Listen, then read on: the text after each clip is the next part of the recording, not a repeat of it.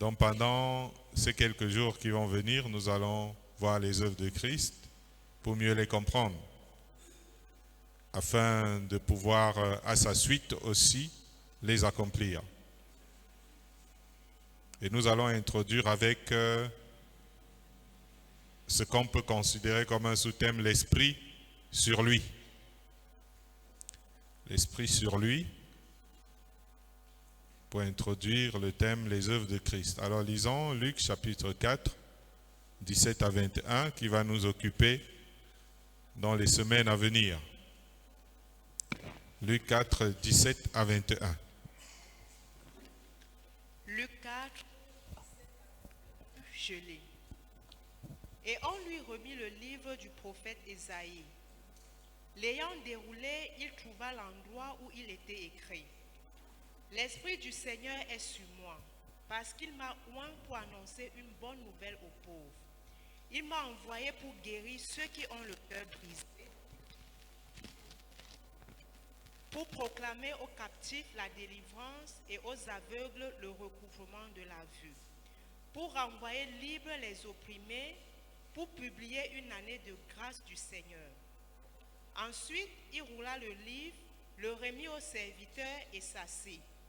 Tous ceux qui se trouvaient dans la synagogue avaient les regards fixés sur lui.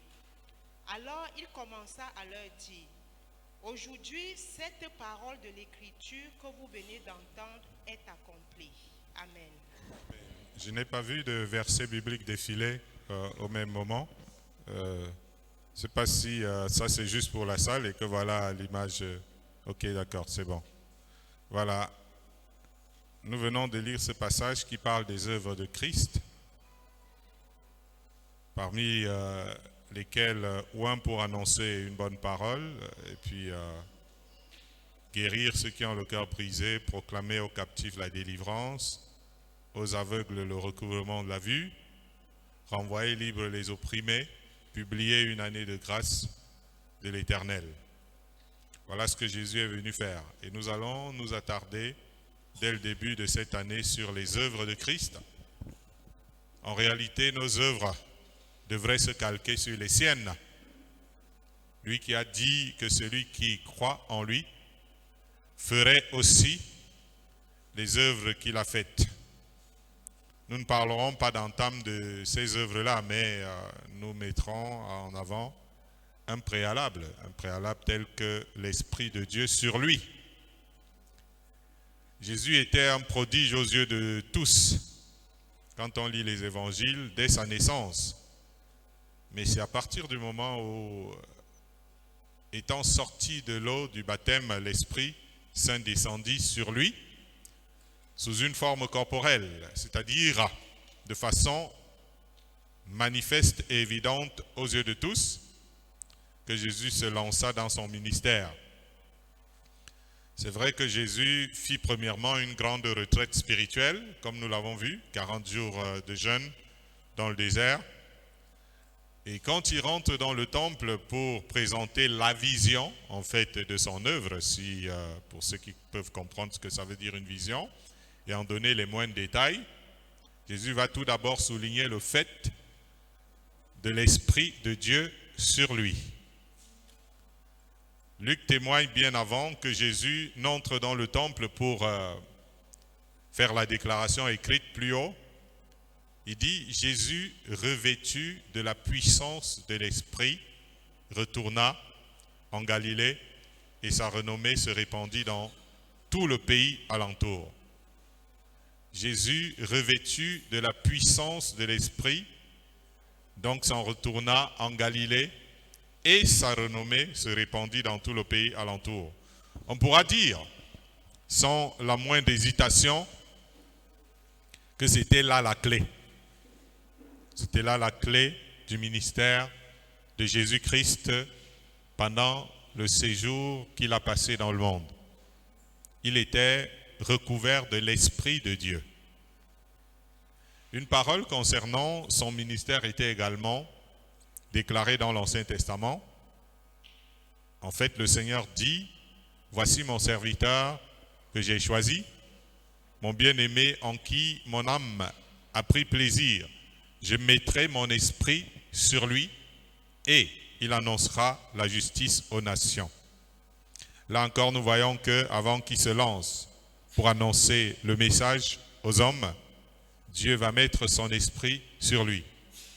Ainsi, Dieu placerait son esprit sur son Fils bien-aimé. À la suite, ce dernier accomplirait sa mission. Les œuvres de Christ ne sauraient s'entendre autrement. Un peu comme d'autres personnes pourraient voir, quand on parle de l'œuvre de Dieu d'une façon religieuse, des personnes qui vont faire un parcours, ils ont des diplômes et ils sont qualifiés pour le ministère. Mais ce qui va amener Jésus dans le ministère, c'est le Saint-Esprit sur lui. Amen. Et entendre les œuvres de Christ autrement que sous réserve de l'Esprit de Dieu reposant sur lui serait mal comprendre les choses. Et lorsqu'on a une fausse base en ce qui concerne l'œuvre du ministère ou la mission qu'on est appelé à faire, ou l'appel, ou la vocation, il se peut qu'il y ait beaucoup de limitations et beaucoup de choses qui ne vont pas donner.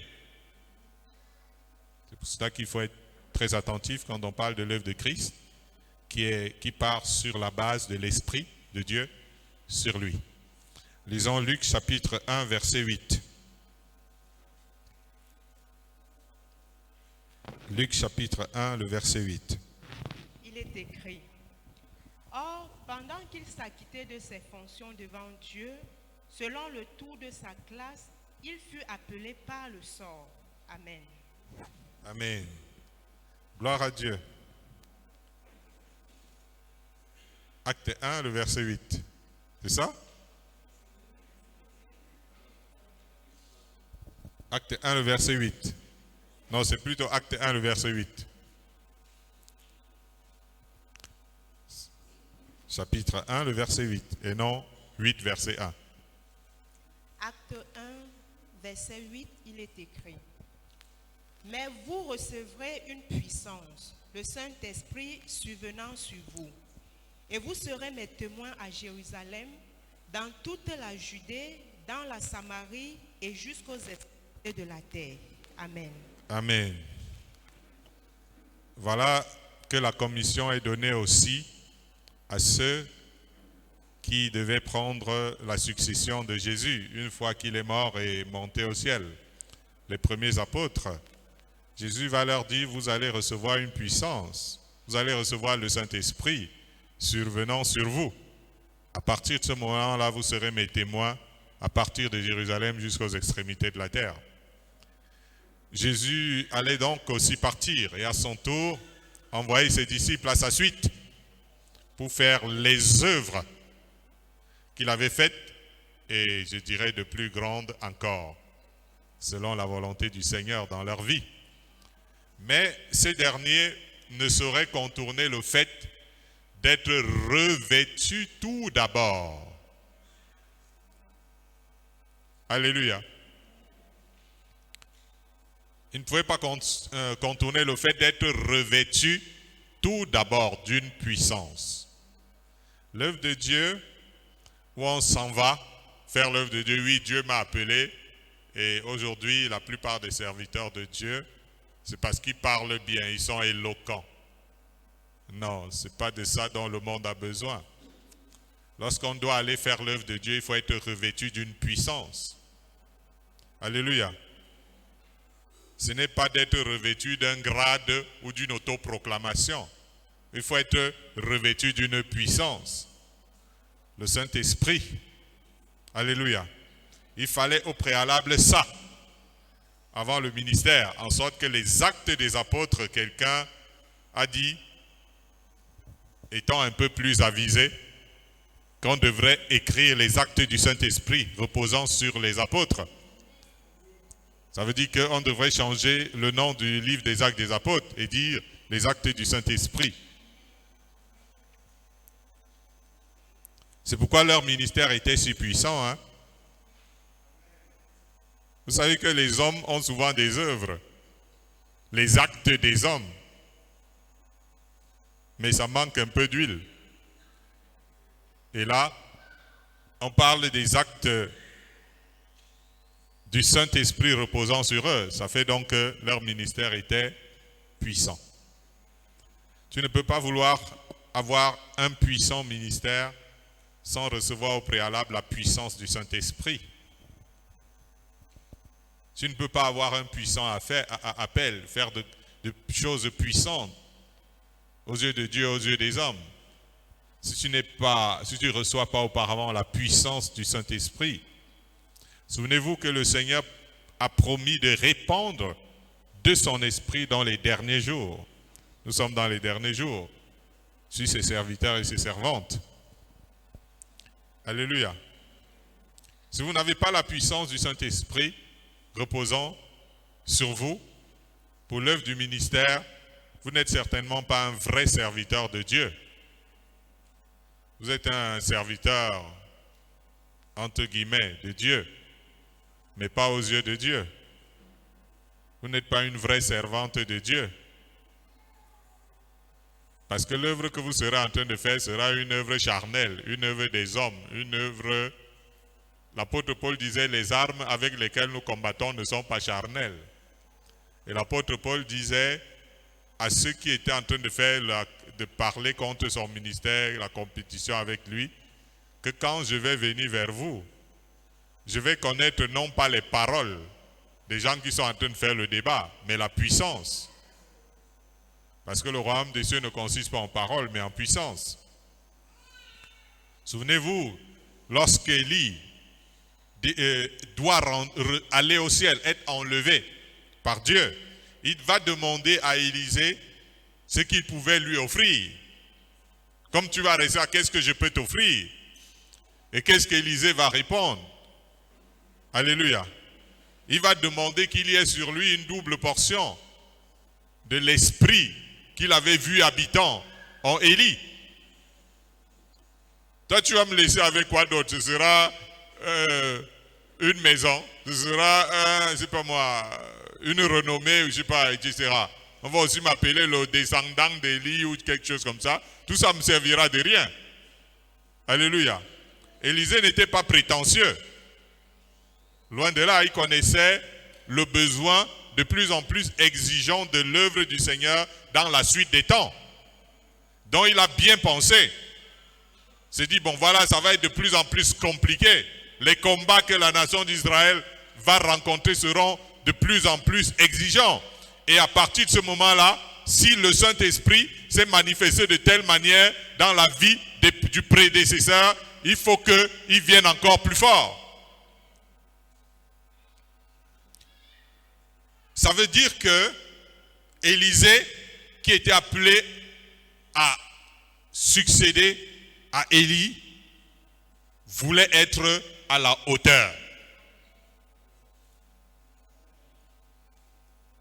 Il voulait être à la hauteur pour répondre aux besoins du peuple et satisfaire les attentes de Dieu. C'est pour ça qu'il fait cette demande. Pour cela, il était prêt à en payer le prix. Il savait bien que pour que tu te retrouves avec déjà l'onction, l'esprit d'Élie, il faut que tu passes par le chemin qu'Élie est passé. Très difficile. Wanted, numéro 1 de la nation. Ceux qui ont lu l'histoire d'Élie. Et si c'est que tu veux une double portion, il va falloir peut-être un double prix. Élisée savait ce qu'il était en train de demander. Parce qu'il y a beaucoup de gens qui disent, voilà, je veux la puissance, il me faut devenir l'onction et toutes ces choses-là, que quand je fais comme ça, je sois comme ça, mais il n'est pas prêt à en payer le prix. Amen. Et Élie lui avait fait comprendre que cela était difficile d'en arriver là. Et Élisée savait bien que pour que la puissance de l'Esprit de Dieu puisse se manifester dans son ministère, il va payer le prix. Beaucoup de gens s'attendent à voir Dieu agir puissamment dans leur vie, mais ils ne sont pas prêts à obéir à de simples choses. De simples choses. Et généralement, on se plaint contre Dieu. Dieu, tu ne manifestes pas ta puissance dans ma vie, je ne vois pas ce que tu es en train de faire. Mais obéis d'abord même à Dieu, toi-même d'abord. Tu crois que c'est Dieu qui est ton enfant? Toi, tu n'obéis pas et c'est lui qui doit t'obéir. Quand tu dis Seigneur agis, c'est comme une requête. Dieu, il vient donc te rendre ministère. Donc, il obéit à ce que tu as demandé. Pendant ce temps, toi, tu ne veux pas obéir. Jusqu'où tu es prêt à obéir à Dieu? Tu voudrais voir plein de choses, la puissance de Dieu se manifester dans ta vie. Jusqu'où tu es prêt à faire ce qu'il faut pour. Alors, si tu n'es pas prêt à faire tout ce qu'il faut pour, tu ne verras jamais la puissance de Dieu dans ta vie. Tu seras un croyant qui a la puissance de Dieu dans sa vie comme celui-là qui n'est pas croyant non plus. Donc eux deux, ils se demandent si Dieu agit. Et pourtant, toi, tu vas à l'église tous les jours. Donc tu crois que Dieu va faire une différence, il va manifester sa puissance dans sa vie parce que tu viens à l'église. Dieu va le faire si tu fais ce qu'il te demande. La puissance de Dieu dans la vie de quelqu'un doit être équivalent à son degré d'obéissance. De marcher selon la parole de Dieu. Ce n'est pas juste de dire, oh Dieu fait des grandes choses dans la vie, j'aimerais que tu m'utilises puissamment, mais j'obéirai un peu. Il n'y aura rien. Alléluia. Donc tu es averti. Et là, nous, on est en train de parler de l'Esprit de Dieu reposant sur le Christ pour toutes les choses qu'il pouvait faire. Et le même Esprit reposant sur ses disciples pour les choses qu'ils étaient appelés à faire. C'est à cause de ça qu'Élie pouvait faire de grandes choses parce que l'Esprit reposait sur lui. Et Élisée savait qu'il a besoin d'un ministère de grande ampleur. Il lui faut l'Esprit. Et Élie lui dit, ça va être difficile parce qu'il y a un prix à payer. Alors, toi, est-ce que tu es prêt à payer le prix?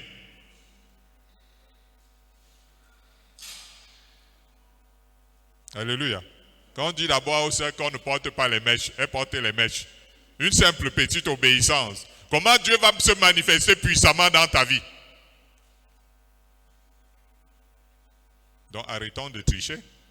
Ça ne va pas marcher. Ça va marcher lorsque vous allez obéir à Dieu. Donc lisons Ésaïe 11, versets 1 à 3. Tous les jours, le pasteur supplie,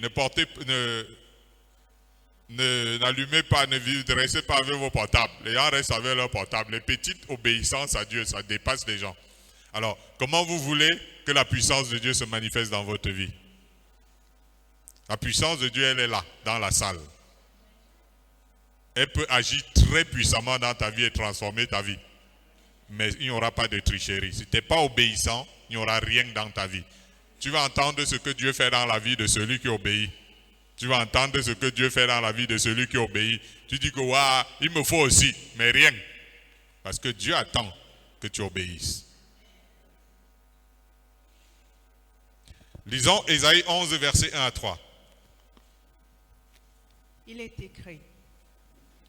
Puis un rameau sortira du tronc d'Isaïe et un rejeton naîtra de ses racines. L'esprit de l'Éternel reposera sur lui. Esprit de sagesse et d'intelligence, esprit de conseil et de force, esprit de connaissance et de...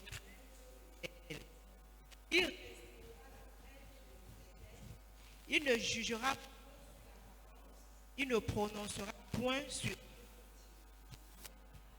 Amen. Il y a un problème de positionnement de micro qui fait que ça disparaisse. Il faudra voir ça bien après, et même en direct.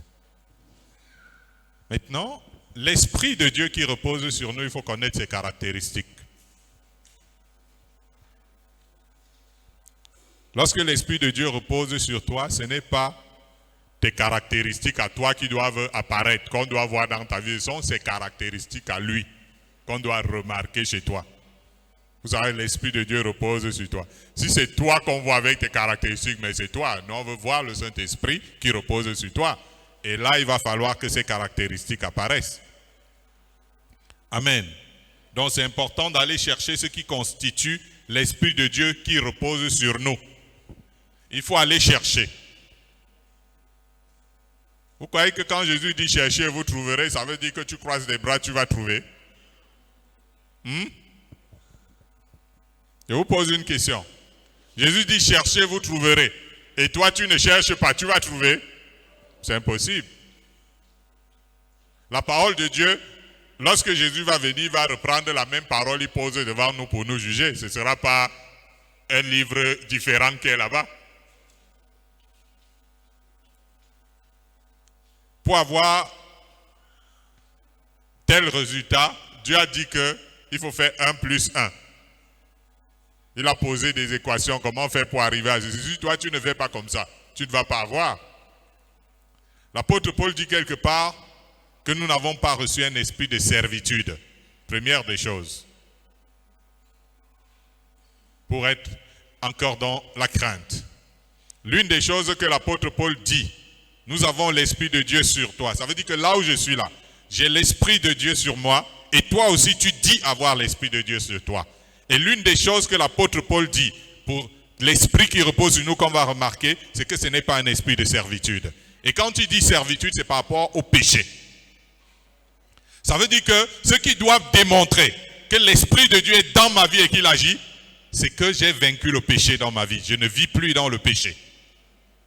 Ça, c'est une démonstration que l'esprit de Dieu est sur toi et il opère dans ta vie. Mais si tu es esclave du péché, l'esprit de Dieu n'est pas en train d'opérer dans ta vie. Parce que c'est caduc, c'est vide, il n'y a rien. Je m'en vais vous dire quelque chose. Le Seigneur revient bientôt. Il faut que l'indemne religieux et ceux qui pensent être avec Dieu, ils arrêtent le cinéma. Quand tu es avec Dieu, ça se voit, ça se prouve. Si la Bible dit que nous n'avons pas reçu un esprit de servitude. Ça veut dire que je suis un chrétien et je vis dans le péché. Le péché domine sur moi. Tel mal domine sur ma vie. Je suis un chrétien, j'ai l'esprit de Dieu. C'est le mensonge qui domine sur ma vie. C'est l'immoralité, l'impudicité qui domine sur moi. Mais je parle de quel esprit sur ma vie? Sur moi. Il doit y avoir une preuve. Nous n'avons pas reçu un esprit de servitude. Je ne peux pas dire que je suis un chrétien et c'est moi qui suis esclave du péché. Je ne peux pas dire j'ai le Saint-Esprit dans ma vie et c'est moi qui suis esclave de tel ou tel péché. Et vous savez ce que la Bible dit? Le péché n'aura point de pouvoir sur vous. Alors, arrêtons un christianisme où des gens qui disent être des chrétiens sont sous la domination du péché. Parce que si le Seigneur frappe à la porte, beaucoup de personnes n'iront pas avec lui. Et ils seront étonnés. Et toi-même, comment tu vas être avec lui alors que le péché domine sur toi? Comment se fait-il que Jésus soit mort à cause du péché et toi tu vis dans le péché? Alors que c'est à cause de cela que le Seigneur a souffert comme personne n'a jamais souffert. Et pendant ce temps, tu continues de vivre dans le péché. Et tu dis que tu aimes Jésus. L'esprit de Dieu que nous avons reçu n'est pas un esprit de servitude. Donc si tu as l'esprit de Dieu en toi, tu n'es pas dans la servitude du péché.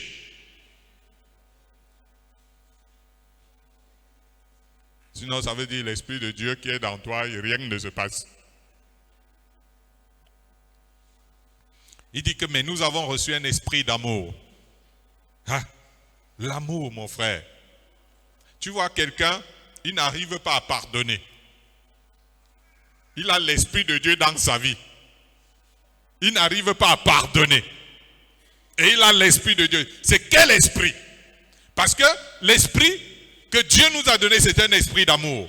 Ce qui veut dire que, même si toi-même, tu n'étais pas quelqu'un qui aimait avant, mais lorsque le Saint-Esprit vient dans ta vie et qui commence à opérer dans ta vie, tu vas commencer à aimer. Alors si tu n'aimes pas toujours, quel esprit t'anime?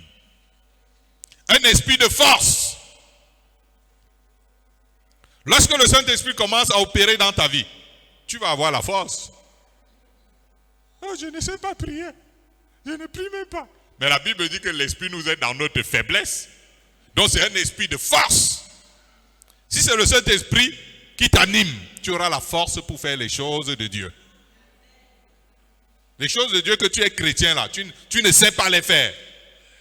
Tu es un enfant de Dieu, tu ne sais pas prier. Tu es un enfant de Dieu, tu ne pries pas. Je n'ai pas la force. Je n'ai pas la force de lire la Bible. Je n'ai pas la force d'être à l'église. Alors que le Saint-Esprit qui nous a été donné est un esprit de force. Peu importe si tu étais faible ou si tu étais nul ou quoi que ce soit, mais si tu as reçu le Saint-Esprit, tu as reçu l'esprit de force. L'esprit de sagesse. Je ne sais même pas quoi faire de ma vie. Je n'ai aucune solution. Je ne connais même ni d'Adam ni d'Ève aucune. L'esprit de sagesse qui est en toi va te donner la solution pour ta vie.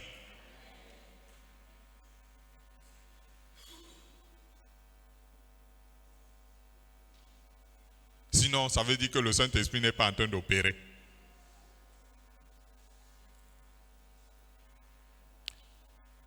Comment un peureux, rempli de l'esprit de timidité, va-t-il servir Dieu? Si tu es peureux et rempli de l'esprit de timidité, comment tu vas parler du Seigneur dans le forum familial? Tu es seulement dans ton forum familial, les autres racontent ceci, racontent cela. Toi, tu n'es même pas capable d'apporter la parole de Dieu. Tu es animé de quel esprit? Un esprit peureux, un esprit timide, qui a peur de témoigner de Jésus, de dire, je suis un enfant de Dieu, je suis un chrétien. C'est quel esprit qui t'anime? As-tu reçu le Saint-Esprit? Alléluia.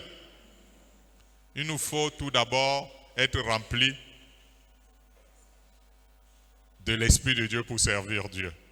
Sinon, les histoires que nous racontons là. Et je vais vous dire quelque chose. L'amour que Dieu donne ne s'éteint pas. Les gens qui tombent amoureux là, ça finit le lendemain. Les coups de foudre. Les amours des gens. Mais l'amour que Dieu donne ne finit pas. Pourquoi? Parce que, ce n'est pas un amour sentimental. J'ai dit quoi? Beaucoup de gens pensent que quand le Seigneur va le voir, il va tomber amoureux de lui. Vous mentez. Ce n'est pas ça l'amour de Dieu. Dieu n'est pas amoureux de nous. Son amour n'est pas sentimental. Et lorsque Dieu te donne son amour, un amour que rien ne peut changer, c'est le Saint-Esprit qui répand cet amour dans ton cœur. Je voudrais vous dire que c'est un amour spirituel. Ce n'est pas un amour émotionnel. Alléluia.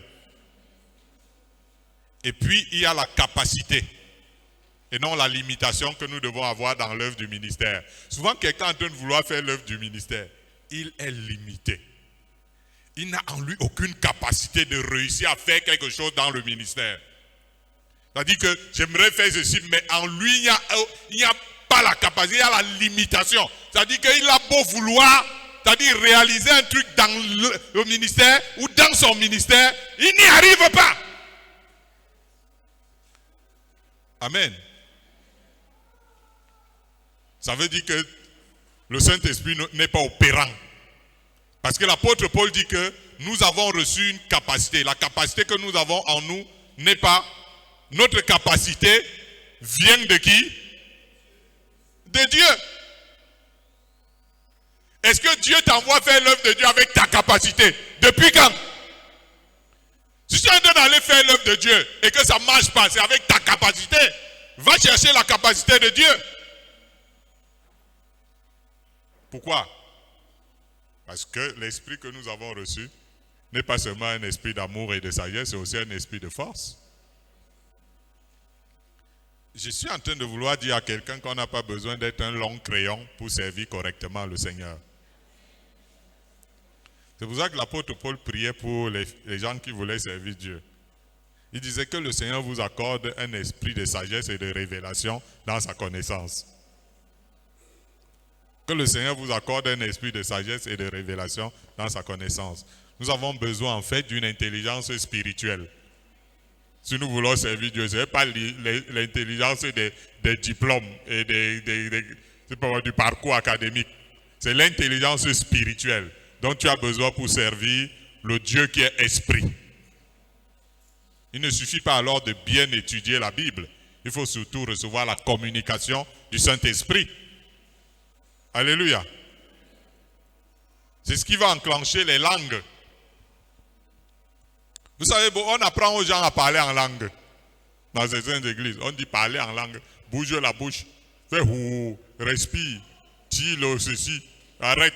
Bouge un peu. C'est-à-dire respire à nouveau. Fais fou. Non, non, non, monsieur. Non, monsieur. Si tu es en train d'être, si tu es rempli du Saint-Esprit, tu vas voir que les langues vont venir un de ces jours. Tu vas te retrouver en train de parler en langue, personne ne t'a rien appris dessus.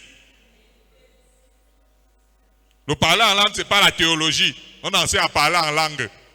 Il y a même les écoles où on apprend la prophétie.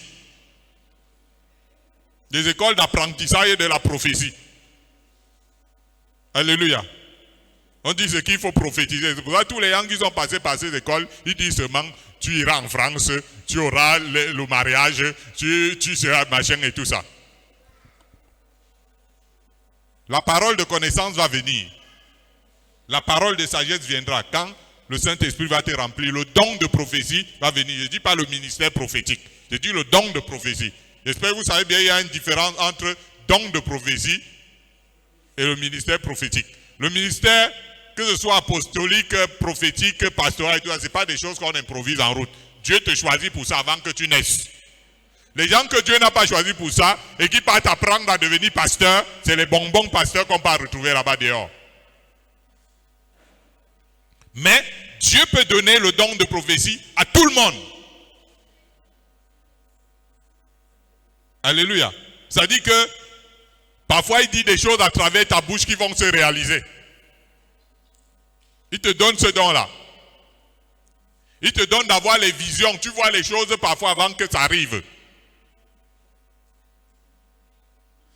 Il y a l'esprit de conseil qui va venir. C'est-à-dire que tu es dépassé.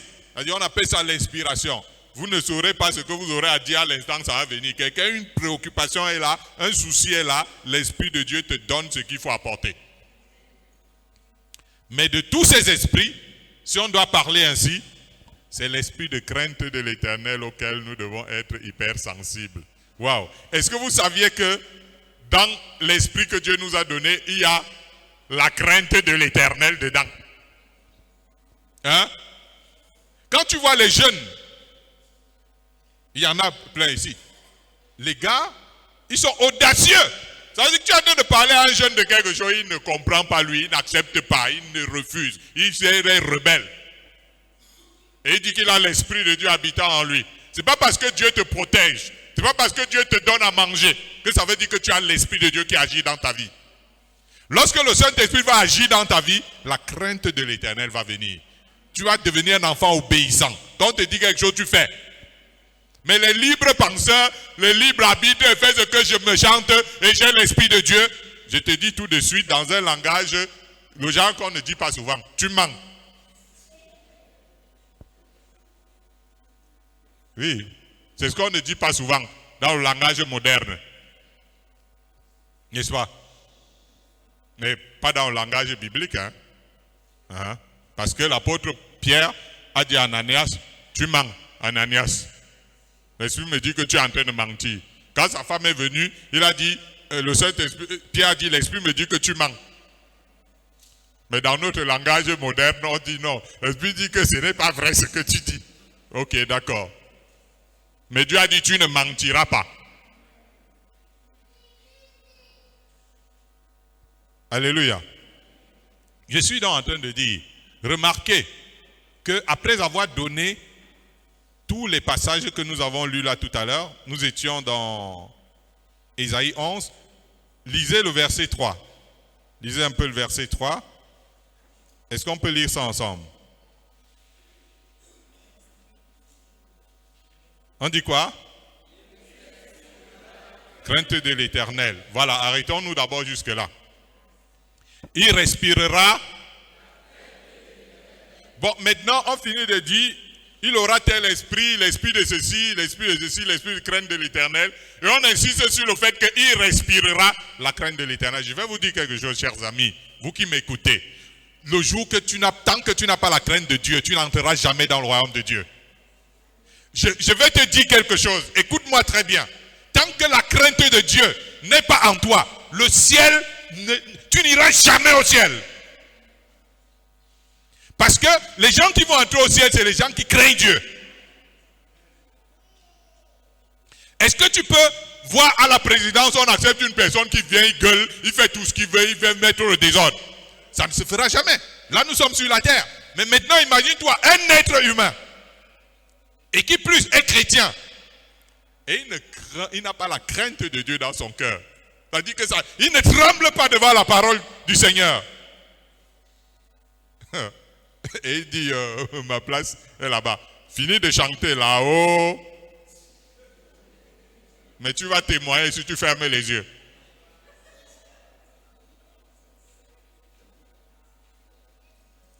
L'une des choses qui caractérise l'Esprit de Dieu habitant en nous, c'est la crainte de l'Éternel. Si le Saint-Esprit, si tu n'as pas encore la crainte de Dieu en toi, ça veut dire que l'Esprit n'a pas encore fait le boulot.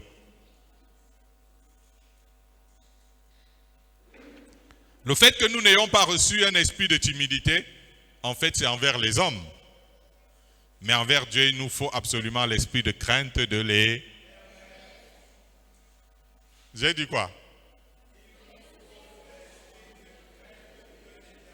Il nous faut respirer. Waouh. Souvent, je trouve les gens courageux. Quelqu'un ne craint pas Dieu. Je dis waouh. Ça là, l'enfant s'il ne craint pas le Seigneur. Je dis que waouh. Il y a des gens qui sont forts. Hein? C'est-à-dire que lui ne craint pas le Seigneur. Tu ne crains pas Dieu. Mais waouh.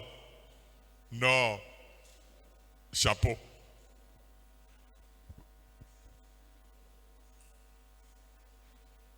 Si vous voulez avoir une grande œuvre qui va être une œuvre pour le salut, et non les grandes œuvres qui rassemblent les foules qui iront en enfer. Mais si tu vas avoir une œuvre qui va être une grande œuvre pour le salut, il faut respirer la crainte de l'Éternel. Tout homme de Dieu qui va avoir une œuvre qui va sauver les âmes et les amener au ciel, doit avoir la crainte de Dieu. Sinon, tu vas être un homme de Dieu, c'est toi qui fais comme ça, les foules, les publics et tout ça, mais personne n'est pas au ciel. Et les pasteurs qui vont se retrouver en enfer avec leurs fidèles, les fidèles vont les fouetter là-bas tous les jours de leur vie. Que mais man of God, tu nous as pas dit ceci, tu nous as pas fait ceci, mais toi-même, imagine-toi quand tu seras en enfer, que tu es avec l'homme de Dieu. Il n'a pas été sévère pour te dire, il voulait te faire plaisir, non, tu sais, ma fille, ma soeur, etc. Tu te rends compte que le gars t'a tué. Et vous vous retrouvez là-bas. Je ne donne pas cher de leur peau. Alléluia. Si tu veux avoir une œuvre, que cette œuvre-là sauve les vies, il faut que tu aies la crainte de l'Éternel, homme de Dieu.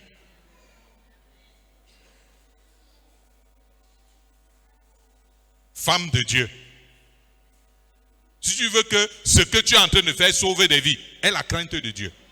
Si tu veux que tes enfants, même qui sont dans ta propre maison, aillent au ciel, toi-même tu dois avoir la crainte de Dieu. Parce que quand un parent laisse le laisser aller dans sa maison, il ne craint pas Dieu. Je suis en train de vous dire, hein, si tu es un parent, chez toi, c'est la cour du roi Péto. Tu ne crains pas le Seigneur, toi le parent là. Parce que celui qui a la crainte de l'Éternel va enseigner la crainte de l'Éternel à sa progéniture. Il n'est plus question d'être en train de raconter du n'importe quoi. Hein. Vous savez que je vous ai peut-être envoyé un truc dans le forum. Il y a un Messie qu'on nous a présenté du côté d'Israël, que les Juifs, les peuples se réunissent déjà autour de ce Messie-là. N'est-ce pas là des signes précurseurs de la fin des temps? Alors continuez de faire comme si c'est demain après que le Seigneur viendra. Il risque de vous surprendre. Parce que les signes qui annoncent la fin des temps et le retour de Christ sont en train de se manifester sous nos yeux.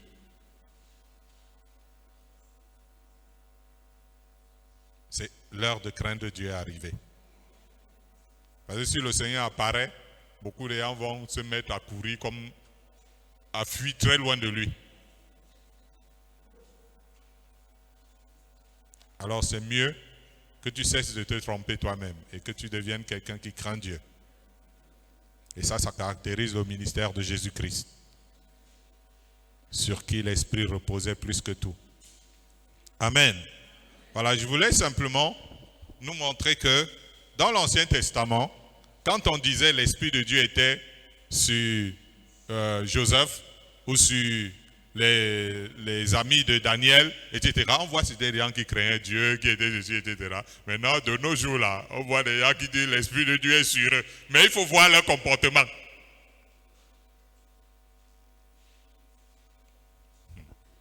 Gloire à Dieu.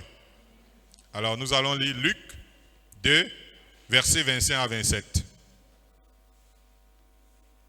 Donc laissons le Saint-Esprit accomplir l'œuvre de brisement dans nos vies, façonner le vase qui doit servir Dieu. Luc 2, 25 à 27. Luc 2, 25 à 27, il est écrit. Et voici, il y avait à Jérusalem les Siméon.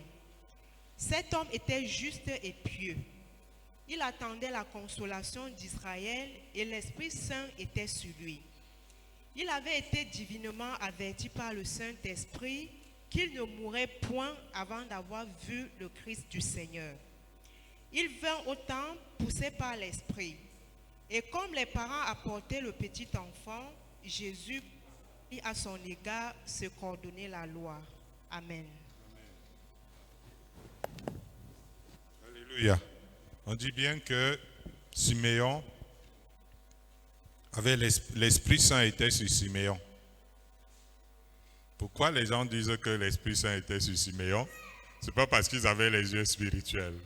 C'est parce qu'ils avaient remarqué que Siméon était juste et pieux. Alléluia. Ils avaient remarqué que Siméon était juste, un homme juste, et il pratiquait la piété. Vous savez, parfois on n'a pas besoin de dire je suis un enfant de Dieu. Les gens doivent sentir ça fort fort. Le Saint-Esprit, lorsqu'il repose sur quelqu'un, ne vient pas comme un spectateur. Qu'est-ce que j'ai dit?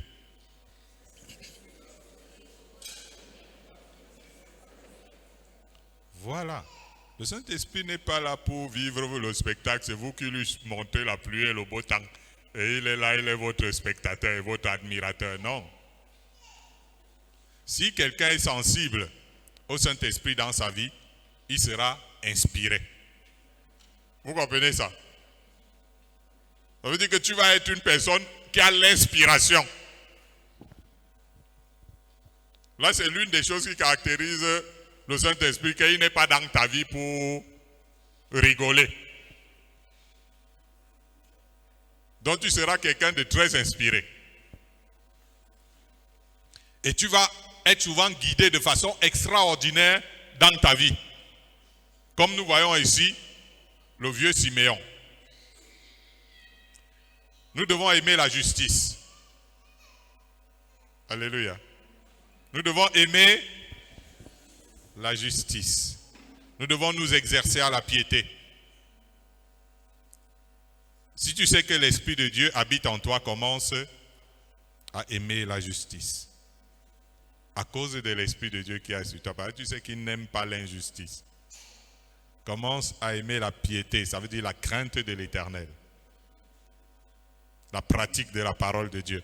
À cause de l'Esprit qui repose sur toi. Tu ne peux pas dire, Seigneur, donne-moi de ton esprit et comment vivre une vie qui n'honore pas Dieu. Et je veux que le Saint-Esprit habite dans ma vie. Quand même. Il nous faut aussi nous attendre beaucoup à des choses venant du Saint-Esprit. Si le Saint-Esprit habite dans ta vie, attends-toi à des choses qui vont venir du Saint-Esprit. Dispose-toi aux choses qui vont venir de l'Esprit de Dieu qui habite dans ta vie. Maintenant, Jésus dit que le Saint-Esprit nous conduira. Le Saint-Esprit nous conduira. Toi qui marches tous les jours là, qui te conduit? Le Saint-Esprit nous conduira. Et on dit que le Saint-Esprit nous conduira dans toute la vérité. Il va nous annoncer les choses à venir. Forcément, le Saint-Esprit a ce rôle de nous avertir. Quand le Saint-Esprit habite dans ta vie, il va t'avertir. Ce sera parfois par des rêves ou des inspirations, en sorte que nous ayons souvent de l'avance sur les autres. Ça nous permettra d'anticiper parfois de nombreuses choses dans nos vies, parce que nous avons été avisés par l'Esprit de Dieu. L'autre chose pour laquelle le Saint-Esprit est là dans nos vies, c'est pour nous amener à voir la gloire de Jésus, notre Seigneur. Ça veut dire qu'il vient glorifier le Christ. Ah, comment? Il vient glorifier le Christ. Le Saint-Esprit vient glorifier le Christ dans nos vies. Et il y a beaucoup de choses qui montrent que Christ est glorifié dans nos vies. C'est les bonnes œuvres que nous pratiquons. Les bonnes œuvres. Parce que lorsque quelqu'un pratique les bonnes œuvres, il glorifie le Christ. Ce sont les fruits. Ce sont les fruits que nous portons. Jésus dit que le Saint-Esprit le glorifiera. N'est-ce pas? Il va nous faire porter les fruits. Nous serons alors souvent inspirés, poussés par le Saint-Esprit à aller quelque part, poussés par l'Esprit à faire quelque chose à laquelle nous ne nous attendions pas. Parfois aussi, nous serons empêchés par l'Esprit à faire quelque chose. Il faut être sensible. Parfois, tu as envie d'aller quelque part, parce que tu es sûr que ça va donner ceci. Le Saint-Esprit te rend lourd, il t'empêche, tu sens comment ça ne donne même pas pour aller là-bas. Tu n'avais même pas d'abord beaucoup d'argent. Tu finis alors de dépenser même ton petit ayant, tu forces, tu pars. Et tu reviens bredouille en disant, ouais, alors que je sentais vraiment que c'est comme si quelque chose m'empêchait. En n'ayant pas été sensible au Saint-Esprit, tu as perdu en plus même tes petites économies. Nous pensons que en tant que chrétien, nous devons vivre comme tout le monde. Tu te lèves le matin, tu fais des choses. Mais si le Seigneur veut t'empêcher, laisse. Si tu sens que ton cœur est lourd 1000 fois sur l'affaire, que tu sens un empêchement sur ça, laisse. Au lieu d'aller encore dépenser tes petits argents. Vous savez que parfois l'argent, parfois il y a des périodes où c'est un genre là. Tu es sorti que gars, tu as investi pour la chose là que Dieu voulait, ton cœur était où Dieu ne voulait pas. Tu as quand même forcé. Après c'est toi qui as envie de tuer tout le monde. Lorsque celui qui s'apprête à servir Dieu n'est pas accoutumé à la marche selon l'Esprit de Dieu, il va servir Dieu selon la chair. Écoutez-moi très bien, on sait Dieu selon la chair comment? C'est celui qui n'est pas habitué aux petits signes que l'Esprit peut le pousser à faire quelque chose ou l'empêcher de faire quelque chose. Son service chrétien sera selon la chair. Et son ministère sera certainement, il y a des gens qui vont applaudir sur la terre, mais non approuvé de Dieu. J'ai dit, l'Esprit de Dieu sur lui. C'est un préalable par rapport aux œuvres du Christ. Lisons Apocalypse 2, verset 29. Apocalypse 2, verset 29.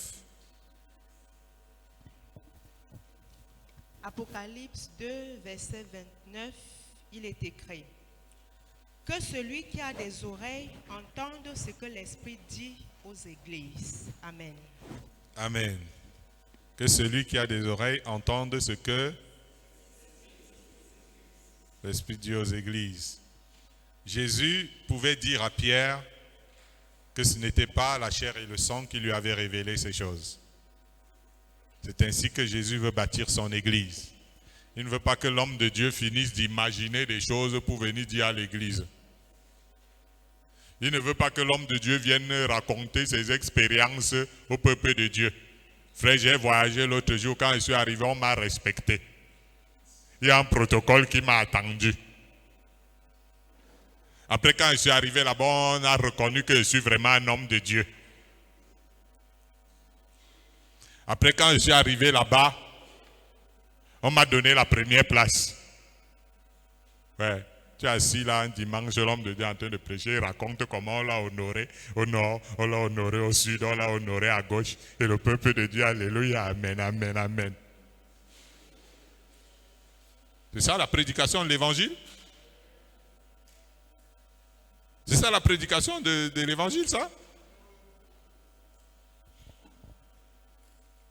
Les gens ne viennent pas à l'église pour recevoir d'un homme. Si tu n'as pas reçu quelque chose de Dieu, tais-toi. Vous venez, vous vous asseyez, vous vous regardez, vous priez et vous rentrez.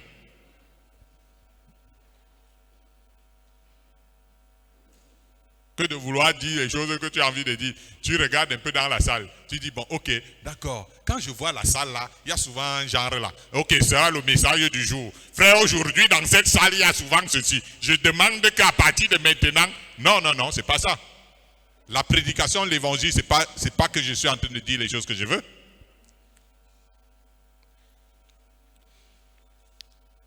Ou bien, j'ai entendu un problème entre le frère et la sœur là. D'accord, j'ai compris. Au lieu d'appeler le frère et la sœur, là, donner le conseil, c'est ici qu'elle veut venir livrer les histoires du frère et la sœur. C'est pas ça la parole de Dieu. C'est ça que l'église du Seigneur n'est pas bâtie. Elle ne fait que rétrograder à cause des hommes de Dieu qui ne reçoivent plus des choses de la part de Dieu pour venir donner au peuple. Et ils sont obligés donc de dire les trucs. Il peut même dire quoi aujourd'hui? Il peut même dire quoi? Il essaye de voir ce qu'il peut inventer là. Si les gens viennent écouter un prédicateur, ça doit être juste un canal. Ça doit être un porte-parole. Ça doit être un messager de Dieu. Amen. Le principe d'aller à l'école de théologie pour venir enseigner les églises de Dieu n'est pas chrétien. Je le dis bien. Haut et fort.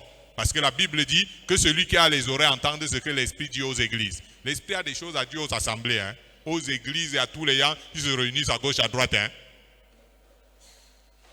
C'est pour ça que Paul dit à Timothée qu'il ne faut pas qu'il y ait un grand nombre de personnes qui se mettent à enseigner. C'est écrit oui ou non? Combien d'enseignants nous avons dans le monde? 75 000.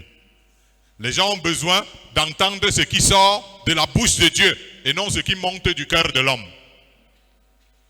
Le prédicateur a donc besoin d'écouter Dieu et de transmettre ensuite ce que le Saint-Esprit lui a communiqué.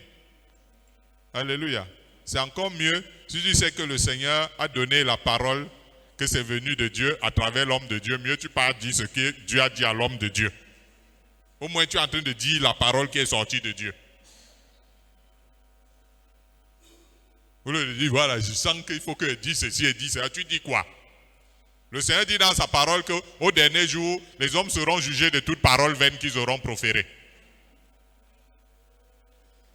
Le rôle du Saint-Esprit, c'est de rendre compréhensible. En fait, je veux dire, le rôle de celui qui a reçu une parole du Saint-Esprit, c'est de la rendre compréhensible. Ça, c'est le rôle que Dieu nous a donné. J'aimerais que vous le compreniez en tant que des personnes qui apportent la parole de Dieu aux autres. Ça veut dire que lorsque le Seigneur te dit quelque chose, ça peut être difficile à comprendre, à digérer et tout. Donc ton travail à toi, quand Dieu t'a parlé, c'est d'aller travailler pour rendre ce que Dieu t'a dit compréhensible pour les gens qui vont entendre le message que tu as reçu de Dieu. Parce qu'il ne faut pas que tu viennes, tu te mets à larguer des trucs, et puis maintenant, oui, ça vient de Dieu, mais tu as dit tout le monde est baba devant ce que tu dis. Donc quand on reçoit donc quelque chose de Dieu, notre travail à nous, c'est de rendre compréhensible, accessible. Amen. Ce que nous avons reçu. C'est pour ça qu'il faut préparer le message. Dieu te donne un message, tu le prépares, comment tu vas le transmettre. Sinon tu vas venir, tu largues des trucs là. Après on dit que l'homme de Dieu il est spirituel. Il raconte tout seulement des choses d'une spiritualité surdimensionnée et personne ne comprend rien. Et toi tu es en train de conduire les gens en crânant devant eux que gars tu es de le top niveau de la spiritualité. Vous êtes les enfants, vous ne comprenez rien. Les choses là un jour vous comprendrez jamais de la vie. Donc, quand tu as reçu quelque chose de Dieu, ton travail, c'est de faire en sorte que celui qui t'écoute comprenne ce que tu dis.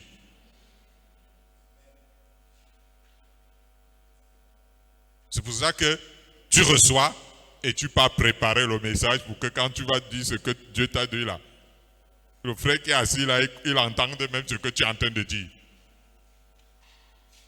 Amen. Donc, d'où la préparation du message pour développer au mieux ce qu'on a reçu de Dieu et qu'on va transmettre aux autres. C'est le Saint-Esprit qui est chargé de parler à l'Église. Ce n'est pas nous. Plus il y aura des personnes sensibles à la voix de l'Esprit, plus le peuple de Dieu sera bien nourri des saintes paroles de Dieu. C'est pour ça que la Bible dit l'homme vivra de toute parole qui sort de la bouche de Dieu. On n'est pas en train de parler de toute parole qui est écrite. Ça veut dire que Dieu, il doit parler. Et maintenant, toi, tu pars étudier dans les Écritures pour confirmer ce que Dieu, qui est sorti de la bouche de Dieu. Les Églises ont donc besoin du Réma et non seulement du Logos, comme on dit souvent. Gloire à Dieu. Je suis en train de parler des œuvres de Christ et les préalables qui doivent d'abord être mis en place pour que tu prétendes faire les œuvres de Christ. Sinon, ce sera une grande religion que tu vas inventer. Lisons Ézéchiel 37, verset 9. Ézéchiel 37, le verset 9.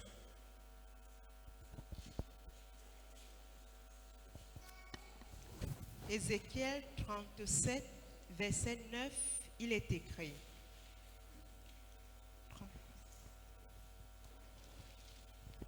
37, verset 9, il est écrit. Il me dit, prophétise et parle à l'esprit. Prophétise, fils de l'homme, et dis ainsi parle le Seigneur l'Éternel. Esprit, viens des quatre vents, souffle sur ces morts et qu'ils revivent. Amen. Gloire à Dieu. Esprit,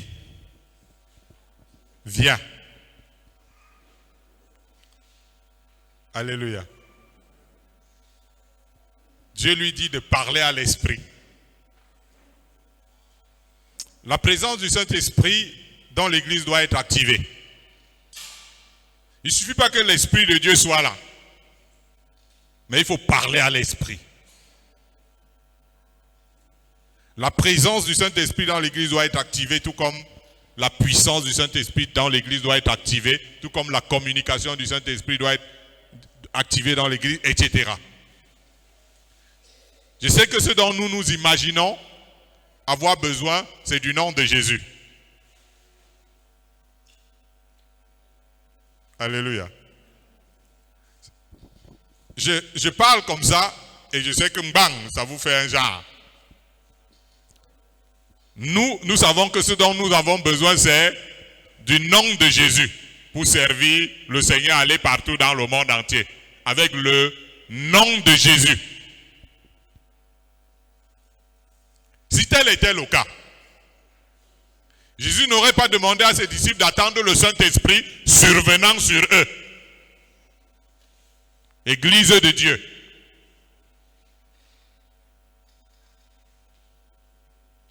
Si c'est que nous avions juste besoin du nom de Jésus, Jésus n'allait pas demander à ses disciples d'attendre le Saint-Esprit. Ils avaient le nom de Jésus. D'ailleurs, nous voyons plusieurs endroits où ils disent que Seigneur, nous sommes allés en mission, les démons nous ont été soumis en ton nom. Alors, le nom de Jésus devait suffire. Jésus aurait dit, je vous ai donné mon nom, allez partout dans le monde entier, mon nom est disponible. Or, à des personnes qui avaient le nom de Jésus, Jésus va dire, attendez le Saint-Esprit survenant sur vous. Il n'a donc jamais été question pour l'Église du Seigneur d'aller juste avec le nom de Jésus.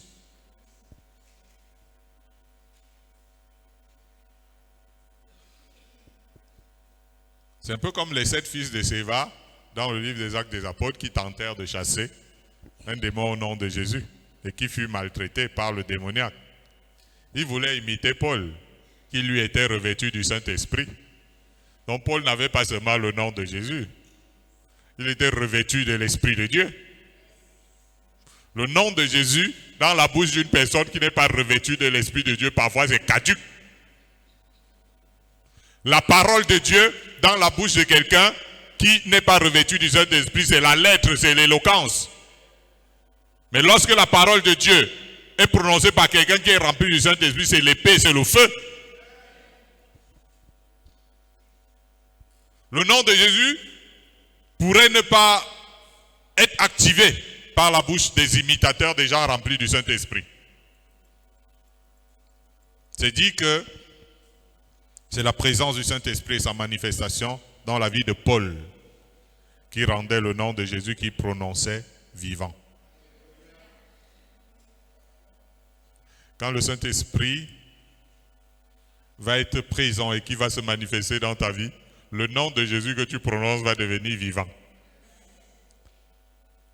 Si le Saint-Esprit n'est pas activé, n'est pas manifesté, le nom de Jésus devient, tu as prononcé, et toi-même tu, comme disent souvent les jeunes, toi-même tu wanda sur le résultat, n'est-ce pas? Il est dit au nom de Jésus. Dans l'Ancien Testament, ceux qui pouvaient expérimenter la manifestation puissante dans leurs œuvres. Vous avez lu tout l'Ancien Testament, non? Des gens qui ont manifesté la puissance de Dieu dans leurs œuvres. Est-ce qu'ils avaient le nom de Jésus? Waouh, Église du Seigneur. Église de Jésus-Christ.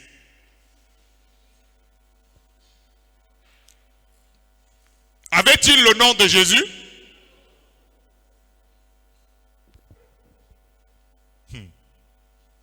Or, nous, on a plus. Nous, on a en plus le nom de Jésus. Quelle honte pour toutes ces personnes qui ont manifesté la puissance de Dieu, n'ayant même pas le nom de Jésus. Le problème, c'est que nous nous imaginons pouvoir nous passer de la puissance du Saint-Esprit. Parce que nous avons le nom de Jésus. Ça fait donc que notre ministère est limité.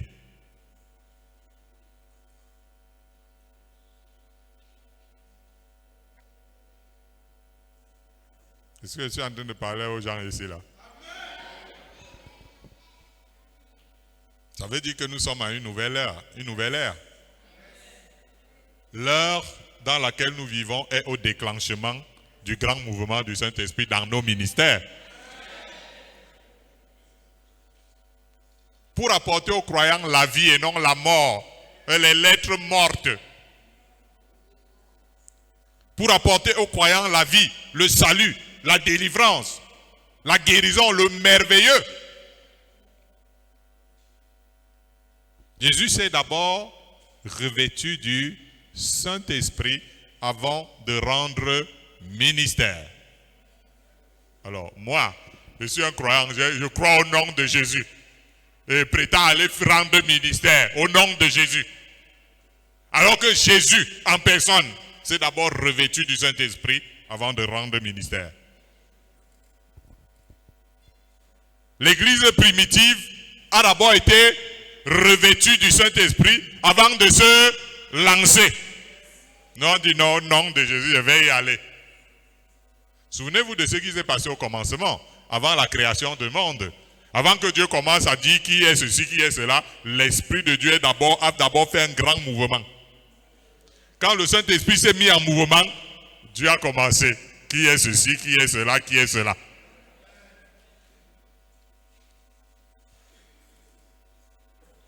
Une fois le mouvement du Saint-Esprit enclenché, Dieu dit que la lumière soit. Parce qu'il sait que l'Esprit de Dieu est là. Le Saint-Esprit est là.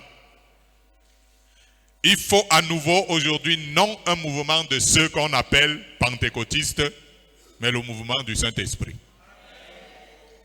Afin que la vie et la restauration soient à nouveau données aux morts. Afin que la vie et la restauration soient à nouveau données aux souffrants. Nous voulons parler des œuvres de Christ. Nous en parlerons certainement dans les semaines à venir. Mais comment? parler des œuvres de Christ sans connaître la base, sans aller dans le point de départ.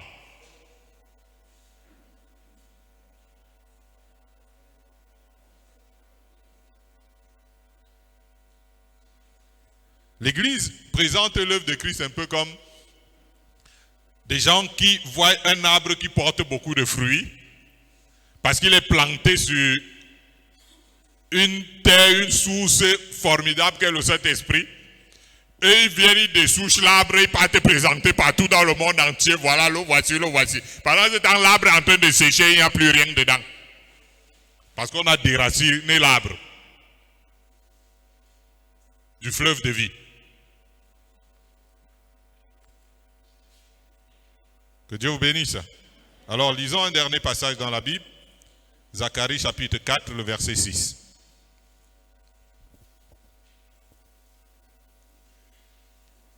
Zacharie 4, le verset 6.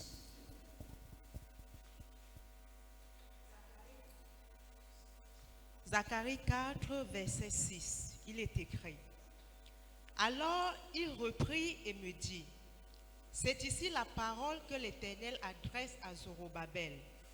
Ce n'est ni par la puissance, ni par la force, mais c'est par mon esprit, dit l'Éternel des armées. Amen. Amen. Alléluia. Dieu donne une mission à Zorobabel.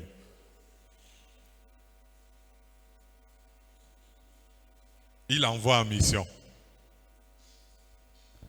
Et les Juifs sont en train de revenir de la captivité. Ils n'avaient plus de vie. Dieu donne la mission à Zorobabel. Je t'établis, tu vas gouverner ce peuple. Et tu vas me rebâtir ma maison et me ceci. Les gars, ils atterrissent quelque part. Il y avait même déjà des gens qui s'étaient déjà appareillés de lui. On va faire comment? Aucune organisation. Où sont les moyens nécessaires? Où est l'équipement adapté? Vous vous imaginez que Zorobabel c'est un esclave. Il sort de l'esclavage, donc il ne sait même pas gouverner. Parce que lui, il était plutôt un esclave plutôt qui obéissait, qui était gouverné. Et là, il doit gouverner. Alléluia. Mais Dieu l'avait choisi, l'avait élu avant la fondation du monde pour ça. Et parce que Dieu l'a élu avant la fondation du monde pour ça, il dit, bon frère, tu vas faire ça, et ce que je vais tout simplement te donner, c'est le Saint-Esprit. Ah ben voilà. Vas-y mon frère, tu n'as rien, tu n'as pas d'organisation, mais voici, je place mon esprit sur toi. Parce que Dieu estime que tout ce dont Zorobabel a besoin pour y arriver, c'est de ça qu'il s'agit.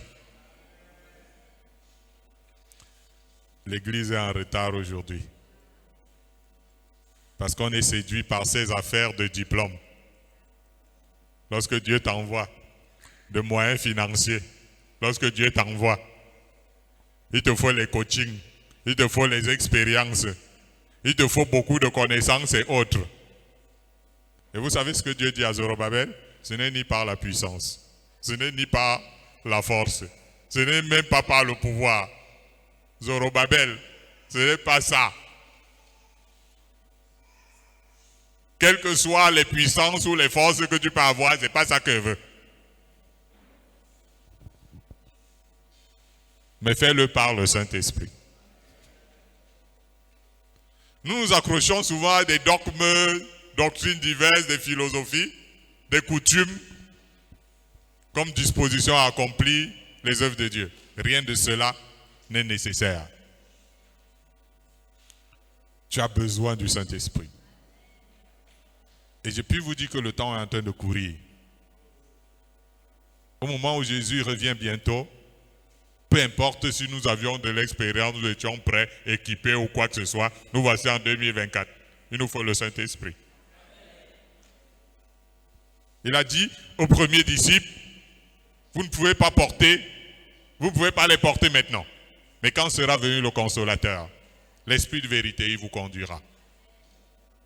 Alléluia. Voilà. Oui, vous ne pouvez pas de problème. Le Saint-Esprit, l'Esprit de vérité, il vient, il vous conduit.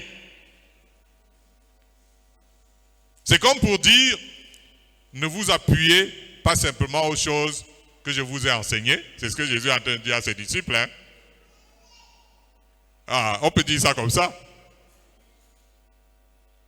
Ne vous appuyez pas seulement aux choses que je vous ai, mais laissez le Saint-Esprit vous conduire. C'est celui qui veut servir Christ, sache qu'il aura des tribulations dans le monde. Alors, qu'est-ce qui se passe? Souvent on sert Dieu, il n'y a même pas la paix intérieure. Tu sers Dieu avec plein de troubles à cause de toutes les tribulations que tu rencontres dans la vie. Tu sers le Seigneur avec tellement peu on va dire quoi, la tristesse dans ta vie chrétienne. Parce que ton mari te dérange, ta femme a fait ceci, les enfants ont fait ceci. Quelqu'un est toujours là rempli d'aigreur. Il sert le Seigneur, c'est-à-dire que dans un état tellement lamentable. Alléluia. Mais si tu as envie de travailler au milieu de toutes ces choses dans la paix, si tu as envie de le faire étant heureux de servir le Seigneur au milieu de tous ces soucis, alléluia, il faut que l'Esprit de gloire repose sur toi. Ce n'est pas une question de plus de science. Aujourd'hui, nous travaillons pour avoir plus de science, pour mieux servir Dieu. Nous travaillons pour avoir plus de moyens financiers pour faire les œuvres de Dieu. Même s'il arrive que nous possédions ces choses, chers amis, c'est le Saint-Esprit dont nous avons besoin. Et le fait d'avoir le Saint-Esprit dans notre vie signifie qu'il faut l'écouter. Nous avons parlé dernièrement que la présence de Dieu était là et Dieu a dit, parle au Saint-Esprit. C'est ce qu'il dit à Ézéchiel, non? Monsieur Ézéchiel, tu es là, tu te plains des ossements, des choses, des dégâts qu'il y a autour de toi. Et tu as l'Esprit de Dieu en toi. Parle au...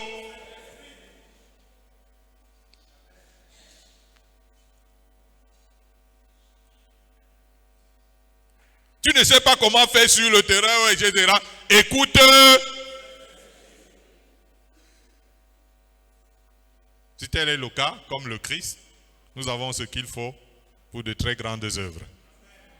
Que Dieu vous bénisse. Alors gardons un moment de silence. Réfléchissons sur ces paroles.